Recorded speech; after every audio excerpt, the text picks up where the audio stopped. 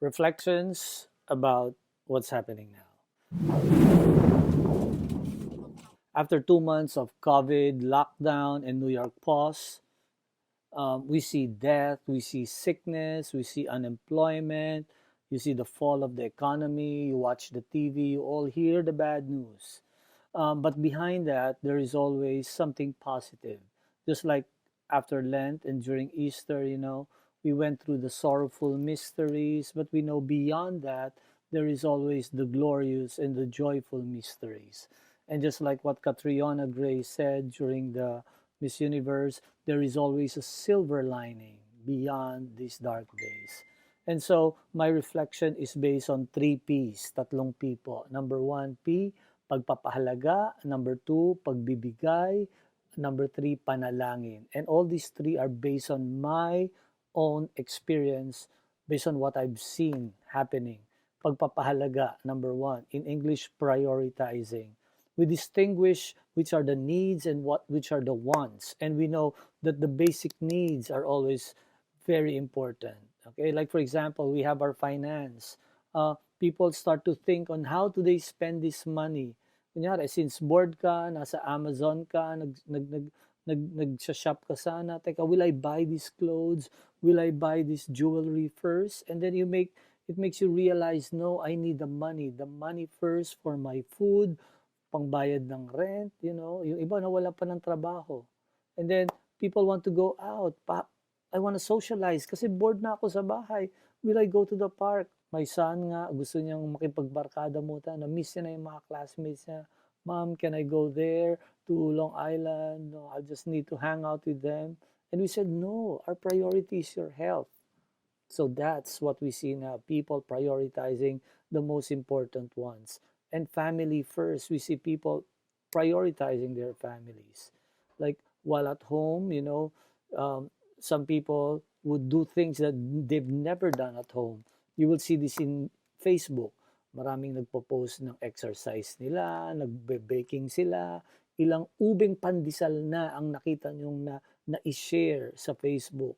Ilang beses nang nakakita ng nag-exercise, pinapakita yung workout nila kasi they feel that this is their priority.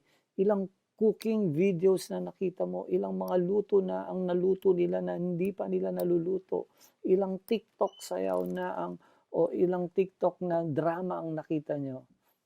People prioritizing like families. They gather together, they watch Netflix together, they play game boards together, they have kwentuhan sessions, they clean the house together, Important things are really coming out and people prioritizing everything. That's number 1. Number 2, pagbibigay. Giving, sharing of talents. Right and left, we see people raising money for a cause, May concert si Gary V, may concert sa New York, may concert sa New Jersey. People send money to help, people who lost their jobs. Money will be used for reached out, We see people really sharing their time, their talent, their treasure. Just yesterday, we watched a concert, libre to, si Fede Los Reyes, sumayaw, kumanta, ginawa niya lahat sa Facebook and walang bayad. Gusto niya lang to share her talent, makabigay lang ng aliw sa mga tao. Meron kaming mga friends, ang talent niya manahe. I know this is my talent, this is my contribution. Gumawa siya ng mask, pinamigay niya, minail niya sa iba-ibang tao. May mga taong may kotse, mahilig mag-shopping. While I'm here in the big stores, I might as well buy some groceries. Ilang beses na po kami nakaka-receive ng grocery na may manok, may prutas, may gulay. Nagbibigay ang mga tao. They use their talent. Mahilig magluto ka, yung iba nagluluto. Ang dami kong naluto, i-share ko sa kapitbahay ko, But they also do social distancing pa rin, syempre.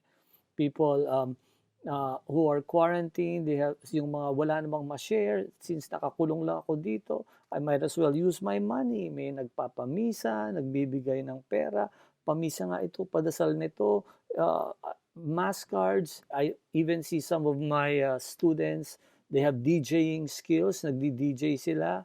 Sige, papatugtog sila sa Facebook para lang may maaliw yung mga nakikinig sa kanila. And I also see some people na they know technology, they use their knowledge of technology, they teach people how to Zoom, they facilitate live sessions, live masses, Not everybody can share the way you share, but, in their own way, they share, they give something to others. Yan ay ang pagbibigay. And lastly, panalangin. We see people praying, getting closer to God. Because during these times, we see we are helpless. Wala tayong magagawa. You may be rich, you may be poor, you may have all the resources, but once you've got the disease, you don't know. Your life is truly surrendered to the Lord. So the only thing we could do is trust God. And families, I see families started doing their daily rosaries or weekly rosaries. Nagdadasal na sila. And then, kahit na through technology, sa Facebook o sa Zoom o sa FaceTime, nagdadasal sila kahit nasa ibang bansa. May mga Pinoy groups, they do prayer groups. Pag may namatay, ipagdadasal. They have a long list of prayer intentions sa may sakit, sa namatay. Nagna 9 days novena, kahit na sa Zoom, talagang panalangin lang po. Yun lang ang ating masasandalan.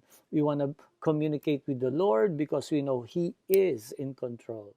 So Lord, we thank you because there is always hope in this.